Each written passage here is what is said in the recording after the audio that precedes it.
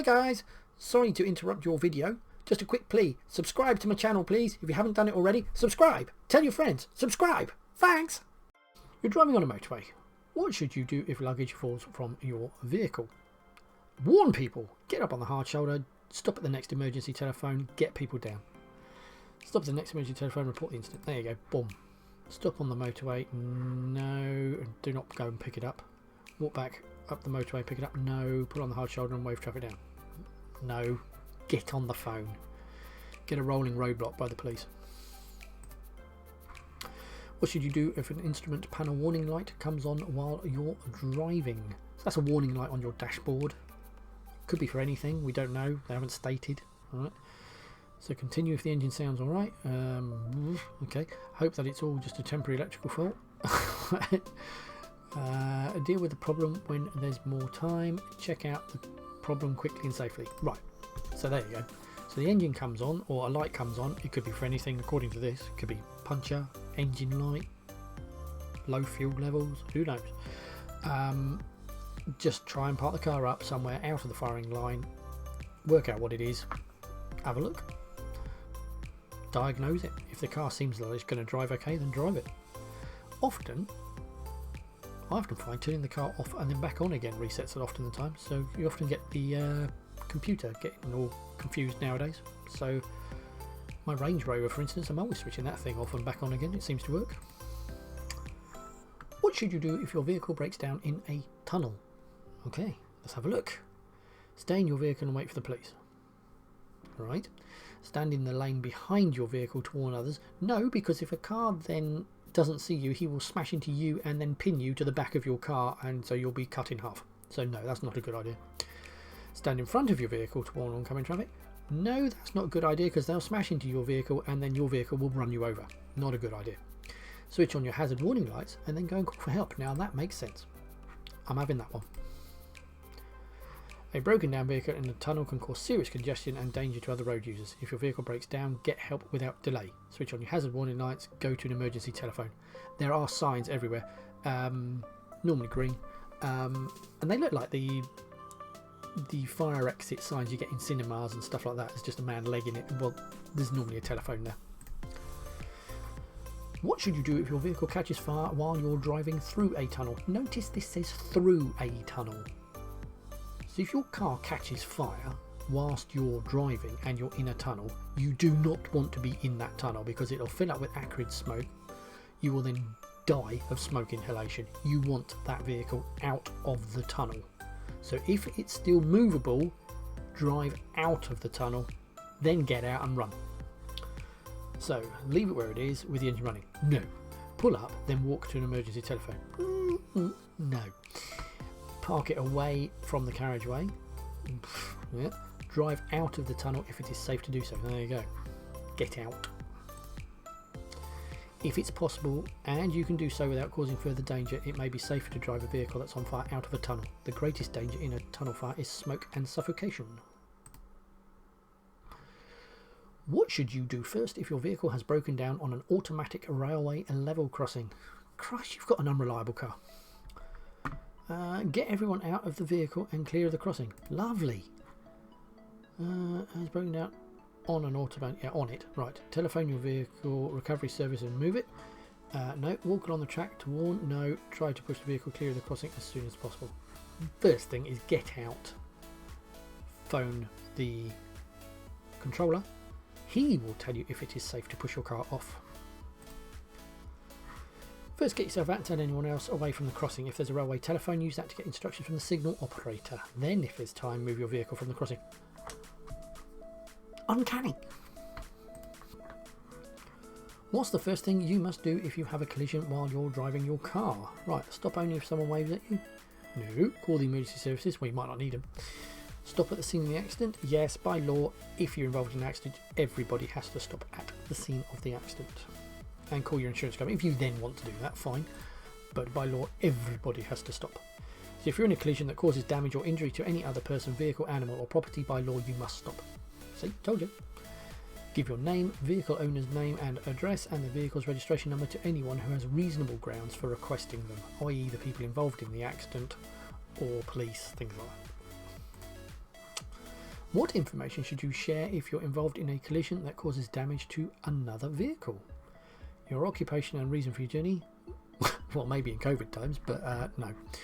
Your name, address and vehicle registration number. Yes. People need that for insurance purposes so that they can find all your details. Your national insurance number? No. Your internet service provider? Yeah, duh. Who cares if you're with Virgin when you're in a car crash? What? Try to keep calm and don't rush. Make sure that you've shared all the relevant details with the other car before you leave the scene. If possible, take pictures and note the positions of vehicles involved.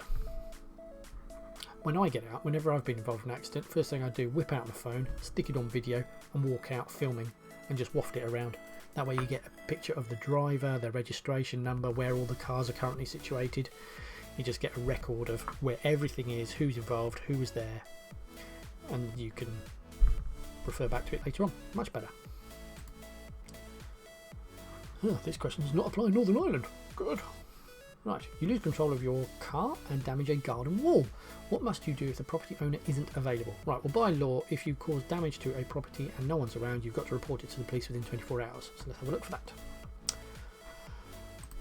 Bosh. Go back. Well, you could do that as well if you want to, but you have to report it to the police.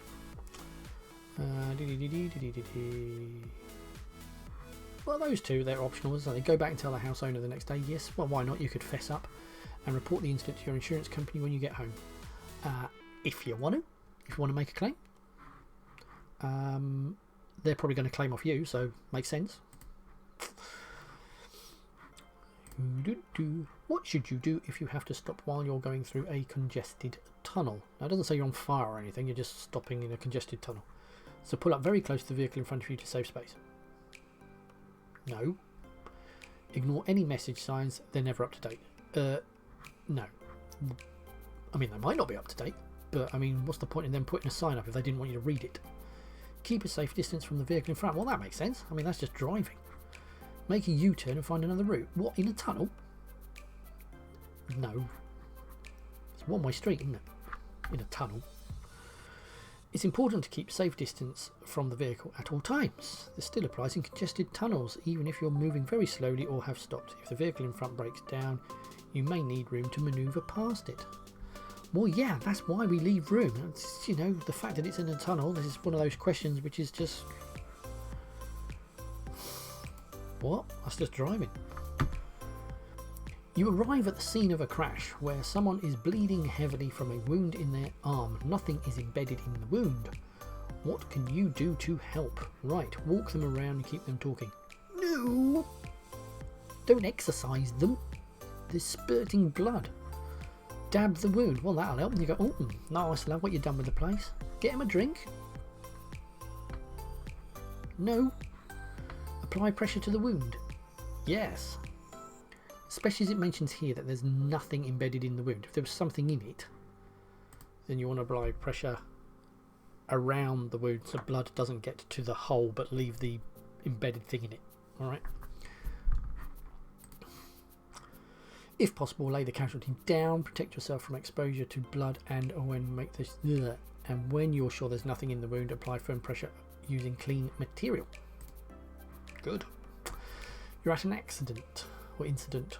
What could you do to help an unconscious casualty? I'm thinking of Dr. ABC here. Take photos of the scene. I don't think they really care if they're just about to suffocate. Check that they're breathing. Love that. That's a good one. Move them to somewhere more comfortable. Only after they're breathing. And only if told to by an emergency vehicle. Service even. Splash their face with cool water. No, just make sure they're not going to die. If a casualty is unconscious, you need to check that they're breathing normally.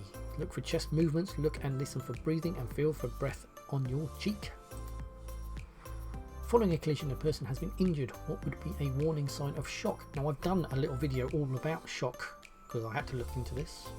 Shock basically means lack of blood in the system and the body trying to recover from that because you're losing blood somewhere, right? So, flushed complexion, no, you've got no blood. Warm, dry skin, no. Slow pulse, no. It'll be a weak pulse, but it'll be fast one. Go and watch the video. And a rapid shallow breathing. Yes, you're hyperventilating. you know. The effective shot may not be immediately obvious. Warning signs to look for include a rapid pulse, because you're trying to pump blood that doesn't exist around the system to get the blood pressure back up. Sweating, pale grey skin because you haven't got the blood at the skin surface. Rapid shallow breathing. Yeah. An injured person has been placed in the recovery position. That's on their side, so that if they vomit, they don't drown in it. They're unconscious but breathing normally. Good. What else should be done? Let's have a look. Press firmly between their shoulders. Why? Place their arms by their side. Okay. Give them a hot sweet drink. No. Check their airwaves remain open. That's the most important one, because if they do vomit, then they could block them up, couldn't they? Or if they breathe something in that was lying on the floor. Right, after a casualty has been placed in the recovery position, make sure their airway remains open and monitor their condition until medical help arrives. Where possible, don't move a casualty unless there is further danger. Fine. An injured motorcyclist is lying unconscious in the road. The traffic has stopped and there is no further danger. What could you do to help? So we've got an injured motorcyclist lying in the road. Right. Remove their helmet. No. Seek medical assistance. Absolutely. Move the person off the road. No. Remove their leather jacket. No. We want to keep them warm, don't we? Correct. If someone is being injured, the sooner proper medical attention is given, the better. Ask someone to phone for help or do it yourself. An injured person should only be moved if there is further danger. An injured motorcyclist helmet should not be removed unless it's essential. An adult casualty isn't breathing. To maintain circulation, CPR should be given. What is the correct depth to press down on their chest? 5 to 6 centimeters. Boing. Watch the video on CPR. You're the person or the first person to arrive at an incident where people are badly injured. You've switched on your hazard warning lights and checked all engines are stopped. What else should you do? Remember Dr. ABC, so danger is the first one. Then response, then shout for help, doctors. Shout for help, so this is the sort of line you want to be going down, Dr. ABC. So make sure that an ambulance has been called. Well, that makes sense. Stop other vehicles and ask drivers for help. I like that. What else could you do? Right, so that's also not bad. Try and get people who are injured to drink something. No. Move the people who are injured. No. So that makes sense. Shout for help, isn't it? Stop other cars and ask drivers for help. Well, see now, if you go by what they were saying before, my thoughts on this are, that makes sense. Call for an emergency service. I mean, that's right at the top, isn't it? This one, stop other cars and ask drivers for help. That's the make the area safe, isn't it? But if we think about it, stop other cars, and there might not be another car for another half an hour. So I'm not going to wait to call for an ambulance before I've stopped traffic. So out of those, the one that's more important would be call an ambulance. That's my thought on it. Come on! Right, if you're the first to arrive at a crash, the first concerns of risk are further collision and fire. Right, ensuring that the vehicle engine is switched off will reduce the risk of fire. Use hazard warning lights so that other traffic knows there is a need for caution. Make sure the emergency services are contacted. Don't assume it's already being done.